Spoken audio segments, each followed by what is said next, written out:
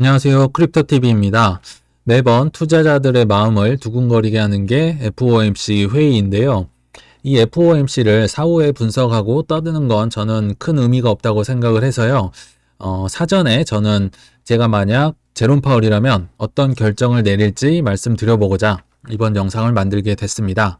FOMC 회의는 이제 정말 곧이네요. 5월 4일 수요일 한국 시간으로 새벽 3시에 발표를 할 텐데요.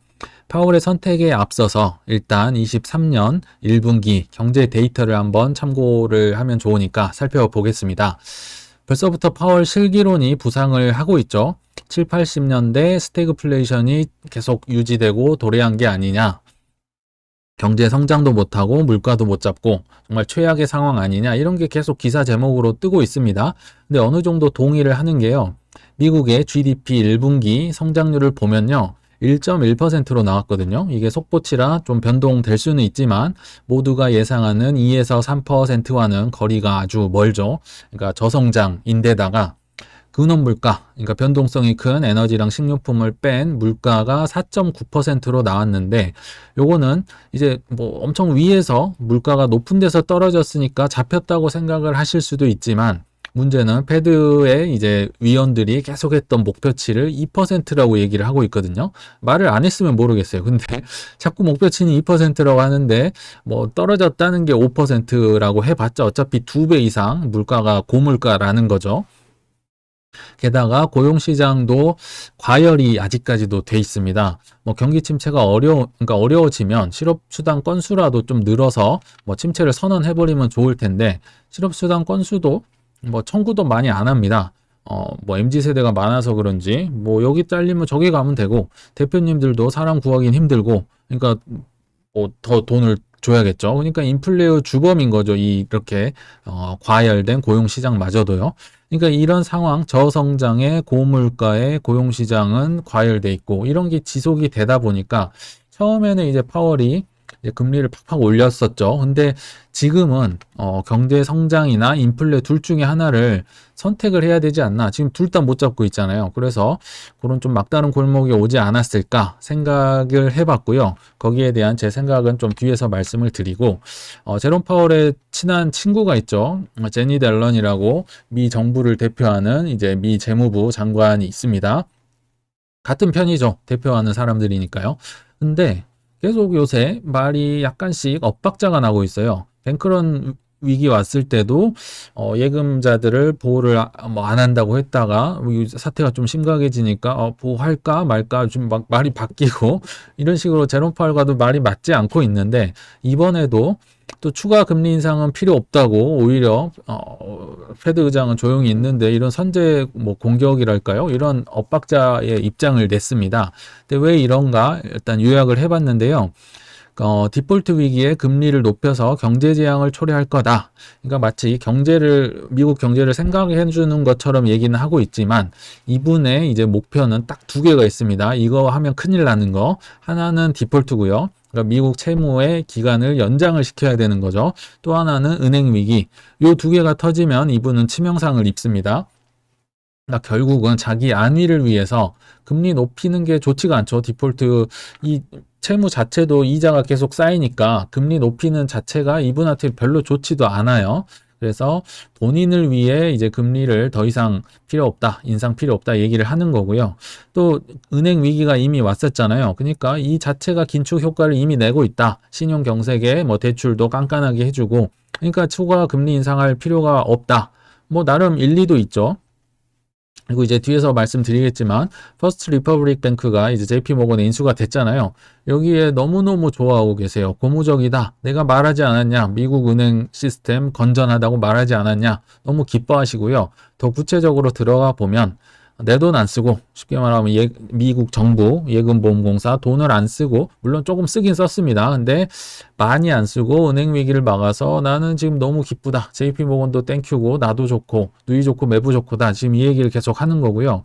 그러니까 이 한 축을 해결을 했죠. 뭐 또 뭐가 나올지 모르지만 그러니까 이제 바로 이제 요거 다시 한번 터뜨립니다. 6월 1일에 6월 초쯤에 이제 디폴트 가능성이 높다.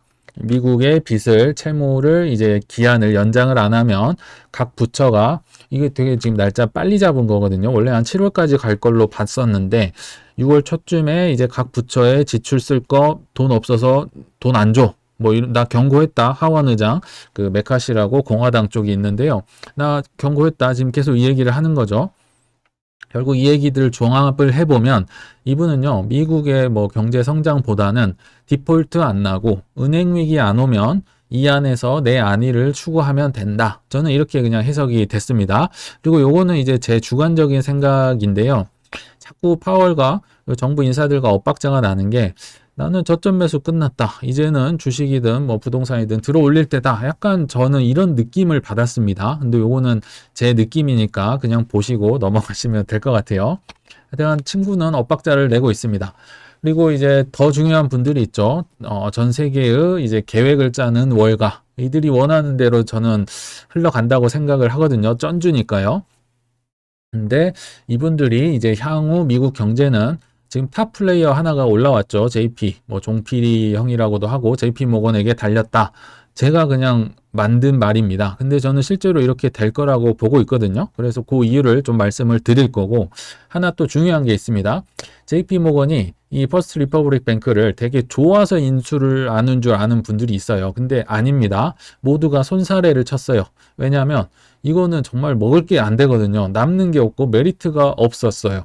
그래서 이제 FDIC 예금보험공사에서 선구조 조정, 이제 먹기 좋게 양념을 한 거죠. 그러고 나서 후에 이제 매각을 겨우 한 겁니다. 인수자가 안 나왔으니까요. 한번 예전에 생각해 보시면 뭐 실리콘밸리나 실버게이트 망하면서 시그니처 뱅크는 2+1으로 이틀 만에 주말에 그냥 확 파산 당해버렸잖아요. 그런 식으로 원래는 빨리 처리되는 게 이들의 생각인데요. 요분은 주가가 이제 마이너스 97%가 될 때까지도 인수자가 안 나왔던 거죠. 그러니까 그만큼 매력이 없었는데도 JP모건 인수를 했어요. 그러니까 왜 매력이 없었나 보면 부실 대출이 너무 많았어요. 뭐 예금이 없는 건 둘째치고 산더미 같은 저금리 모기지 대출을 팬데믹 기간 동안 이제 너무 신났겠죠. 그래서 저금리로 너무 많이 빌려줘 버렸어요. 근데 지금은 돈 구하려면 고금리로 땡겨 와야 되잖아요. 요게 다 또 빚인 거죠. 마이너스인 거죠. 그러니까 이거를 누가 사냐? 아무도 사지 않으니까 정부에서 손을 좀 많이 봤고요. 그거를 이제 JP모건이 인수를 했다는 거고요.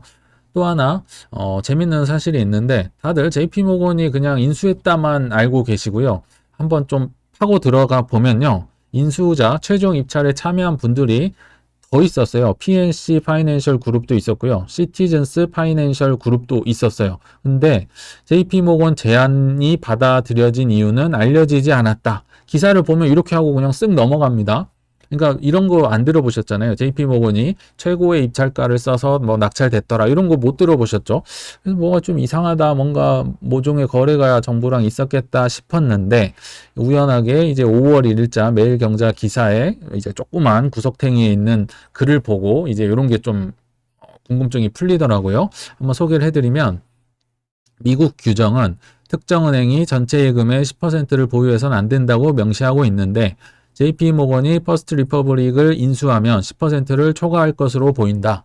그러니까 더더욱 JP모건은 퍼스트 리퍼블릭 뱅크를 사면 안 됐던 거죠. 규정에 법에 안 맞으니까요. 근데 이제 FDIC 예금보험공사에서 규정을 고쳐서라도 JP모건에 매각할 수 있도록 하겠다. 야, 이거 참 충격적이지 않나요? 결국 팩트는 JP모건이 FRB를 샀다는 게 팩트죠. 그러면 이제 어떤 추측이 가능해지냐면요. 향후에 금융위기가 이제 은행 위기가 또 오잖아요. 그러면 JP모건은 이제 다 사도 돼요. 전체 미국 예금의 10%를 이미 넘는 게 허용이 됐다는 말이잖아요. 인수를 했다는 거는. 그 말인 즉슨 JP모건은 앞으로도 향후 은행 위기를 이제 자처해서 그들을 헐값에 인수를 하는 게 허용이 됐다. 미국 정부도 돈 적게 써서 좋고 JP모건 같이 큰 곳은 독과점을 해서 좋고 야, 무서운 말이죠. 결국은 이들의 이제 뜻대로 갈 가능성이 높다. 그래서 제가 지금 이런 얘기를 드렸던 거고요. 근데 이게 공짜로 된 게 아니죠.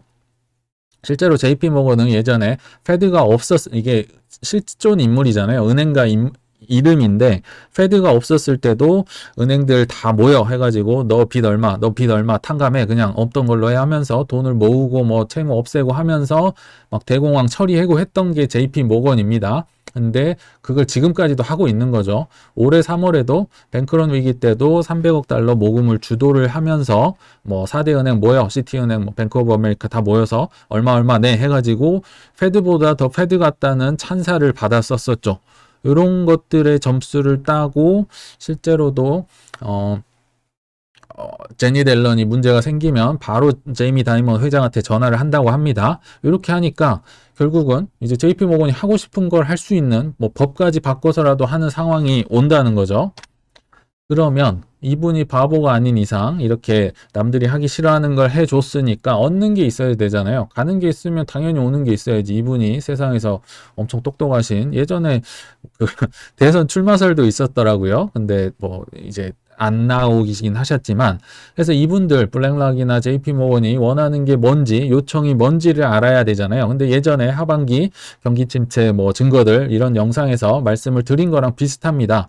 이분들은 긴축 지속을 요구를 하고 계세요. 무슨 말이냐? 제이미 다이먼은 고금리 오래 갈 것, 고금리의 영향을 뭐 6% 정도 하면 경제에 무슨 영향을 미칠지나 연구하고 있다. 계속 이런 얘기를 하시죠. 블랙락 레리 핑크는 최대 0.75%까지 올해 금리를 올릴 거다. 인플레는 높게 유지될 거다.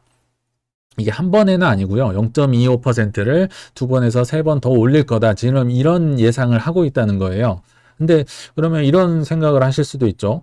이분들이 거짓말 치는 거 아니냐. 맨날 거짓말이라고 뭐 10번에 한두 번만 진짜고 맨날 거짓말하는 분들 아니냐 하실 수도 있잖아요. 그래서 제가 제 형이 예전에 얘기했었죠. 뭐 행동을 보라고 하잖아요. 행동은 어떤가 일단 살펴보겠습니다. 월가랑 은행은 정말 치열하게 실탄 확보를 해왔습니다. 뭐 JP모건, 뭐 중소형들 은행들한테 다 몰려서 예금 늘었다는 거 다 들어보셨을 거고 1분기 은행들 실적 다 좋았다고 그것도 들어보셨고 이제 주식 매도 안 했던 얘기를 제가 한번 해드려 볼게요. 참고로 블랙락은요 이번에 바이든 정부가 들어서면서 과거에 뭐 CEO, COO, CIO 이런 분들이 지금 바이든 고위 관직에 많이 포진을 해 있다고 합니다. 그러니까 누구보다도 이미 정부 소식을 잘 듣고 있으리라 이제 추측이 되는데요. 블랙락이 작년 8월도 그렇고 11월도 그렇고 올해 4월에도 계속 자기 주식을 팔고 있다고 합니다. 블랙락 CEO가 몬스트러스 막 어마어마하게 팔았다 주식을 뭐 7% 팔았다 뭐 4월 22일 기사거든요. 근데 4월은 뭐 그럴 수도 있어요. 근데 작년 8월, 작년 11월은 거의 주식이든 코인이든 최악의 해였잖아요.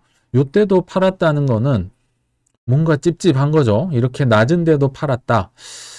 현금을 왜 확보를 할까? 근데 이렇게 고금리로 올리면 누군가는 쓰러질 거고 그러면 그런 걸 헐값에 사는 게 아닌가? 계속 저는 이제 합리적인 추측을 해보는 겁니다. 이렇게 될 거라고 봅니다. 그러니까 어찌됐든 JP모건이 월가가 좋아하는 금리의 방향 그리고 파월도 그 방향을 좋아할 거다. 이게 이제 저의 결론입니다. 다시 한번 말씀을 드리면요. 파월은 결국은 경제 성장과 인플레 잡기 둘 중에 하나를 선택을 해야 될 텐데 저는 이제 인플레 잡기가 아닐까 한번 조심스럽게 생각을 해봅니다. 과거에 이분이 이제 파월이 연임이 됐었잖아요. 그러니까 18년, 19년에도 이제 트럼프랑 일을 계속 했었어요. 그때도 이제 2018년에 미중 무역 갈등이 심해지면서 막 주식이 안 좋아지고 했는데 그때 당시 제롬 파월이 금리 인상을 했어요. 그러니까 이분이 비둘기가 아니에요. 이분은 올빼미 파라고 하거든요, 사람들이. 근데 어쨌든 금리 인상을 했어요. 그러니까 트럼프는 나의 자랑이 증권시장 뭐 원유값 올리는 게 나의 자랑인데 자꾸 페드 의장이 금리 인상을 해서 찬물을 확 끼얹는 거죠. 그러니까 기분이 너무 나빠요, 트럼프는. 그래서 보좌진들에게 파월 이거 해고 가능해? 실제로 이렇게 물어봤다고 합니다.